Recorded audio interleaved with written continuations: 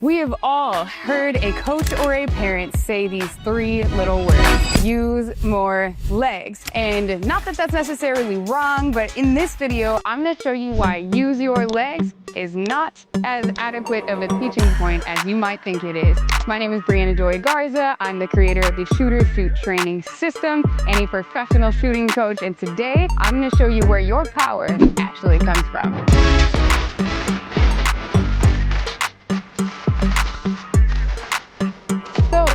Problem. The language just isn't clear because we don't actually want athletes to use more of their legs when they shoot. That would be bananas. So if you're a coach or a parent watching this, I'm gonna challenge you on your language, because really what we want to communicate is one of these three things that all say the same thing, but in ways that different athletes might connect with. So here's one option. You can say, we just want you to put more force into the floor.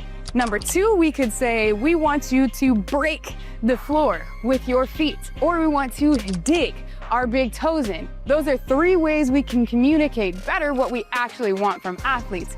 We don't want them to go more range of motion. We want them to get better force down. So the vast majority of our power in shooting comes from three key places. Number one is how we load our body to shoot. This has more to do with your flexibility and your mobility than it has to do with your strength. Can you achieve the ideal positions that allow you to stay connected, stacked, and vertical through the floor? And we see inefficiencies in this part of loading your body to shoot in two main places. Number one is in your ankle dorsiflexion. It's how far you can allow your body to move your knee over your toe without your heel accidentally peeling off the ground. When we see shooters that lack dorsiflexion, we see them load in their quads and knees instead of in their hips, glutes, and core. So a good way to test or to improve your range of motion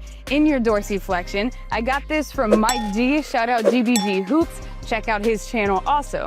But these are called wall taps. It's putting your foot about 2-3 inches away from a wall and seeing if you can achieve a wall tap without your heel peeling up off of the ground. Now, if you're too far away and you don't have this range or mobility yet, you'll see the heel accidentally and unintentionally peeling up, in which you just need to move your foot a little closer. But I do these wall taps before I shoot, especially if my feet and ankle mobility is feeling tight. This opens up my ability to achieve a loaded position that is more stable and more connected to the floor. Where improper loading in our dorsiflexion causes our heel to pull off the ground and our hips to lean forward through our shot, proper loading looks like we are simply dropping into our balance instead of leaning into our balance. So proper loading feels more like a drop down and an explode up.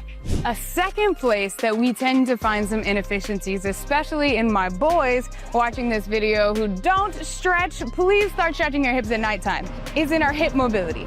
And here's three ways we can check for inefficiencies and then build our hip mobility and strength.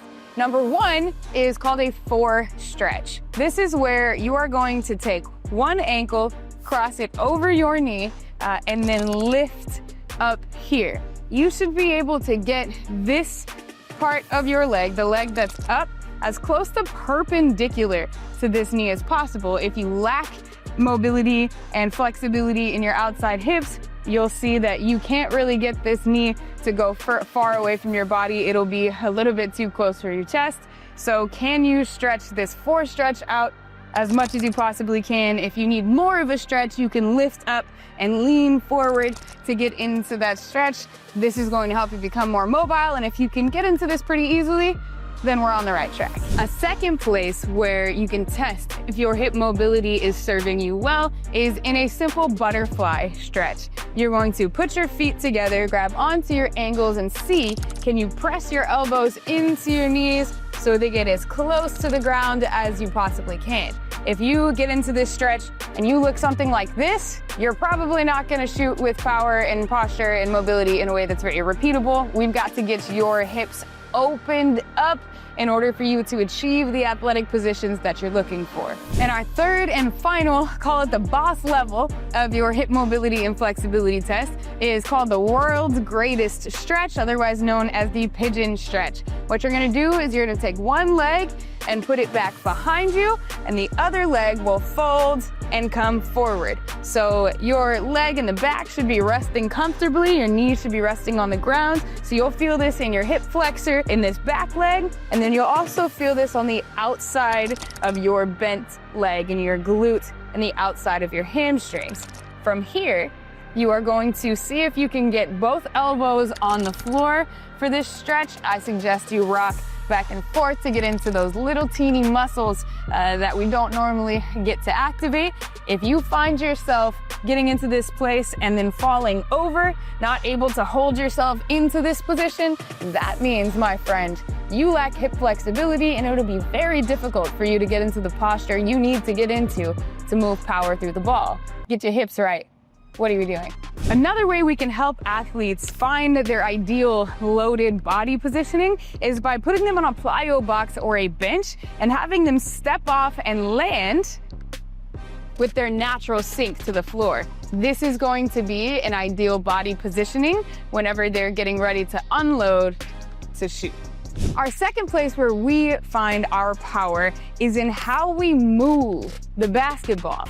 First of all, a common plague of power in shooters is when shooters do this. When they have the ball moving up while their hips are moving down. That means we have opposing forces happening inside of our shots. And we don't want opposing forces. We want our forces to move in the same direction. So a key element to making sure your power is consistent and repeatable is in loading your ball and your hips down together as part of your loading phase, and then getting into your exploding phase. In the same way that we would load ourselves up for a jump, this is exactly the way we want to load a basketball, just with a bit more control and stability in our hand and arm swing. So we want to load ball and hips down together and then allow the ball to explode up, not loading hips down while the ball is moving up.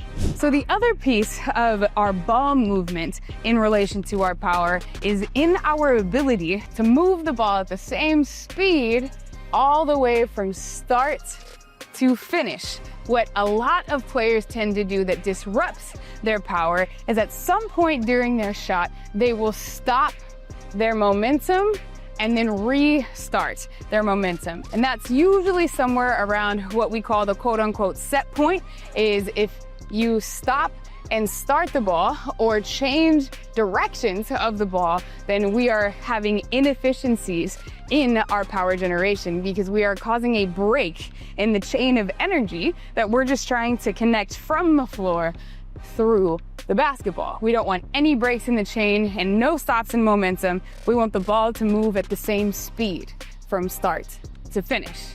Our third place of where we find our power in shooting, first place is how we load the basketball, how we load our bodies. Second place is how we move the ball. And third place is how we unload our body. So when we first start shooting with range, we naturally want to lean forward towards our target. Our target is all the way over there, so it makes sense that our body naturally wants to get itself closer to the thing we're shooting at. But leaning forward actually removes our ability to move power, maximum power through our body. So instead, I want you to make sure you are getting stacked in your body. And stacked means ankles, hips, and shoulders come up vertically stacked in a straight line. Take a look at this Newton's cradle, for example. The end ball is transferring energy through the middle three balls and it's coming out on the other side. And these go back and forth with energy transfer. Now, picture the same Newton's cradle, but sideways. The bottom ball now represents your force through the floor, you digging your big toes in, breaking the floor with your feet. The middle three balls represent your stack, your ankles, hips, and shoulders. The top ball represents the basketball. Now, if we move one of these 3 middle balls out of the way, power might still get through, but will all of it? The answer is no. So we want to provide a body positioning that contributes to our chain of energy off of the floor, through our body, and through the basketball. If we lean forward, then we're probably only stacking our hips and our ankles, and our shoulders are unstacked, meaning we're losing some of that energy. Instead, we want ankles, hips, and shoulders to come vertically off the floor and go straight into the basketball, at which point all that our follow through is for is just aim, not for power. If you are looking for a whole program specifically tailored to help you with your power generation, I have a power generation plan exclusively available for you in a link below, only in the Shooter Shoots training app. If you got any value out of this video at all, please like, subscribe, and drop a comment to let me know if you've learned something new. Today, we went over how use your legs is not the ideal language we want to move forward with when we're hoping to help athletes get more power. We learned 3 ways to get more power in our shot. 1 is in how we load our body, 2 is in how we move the basketball, and 3 is in how we unload our body. My name is BriAnna Joy Garza. I hope you enjoy this video. Stay tuned for the next myth and keep getting buckets from further and further away.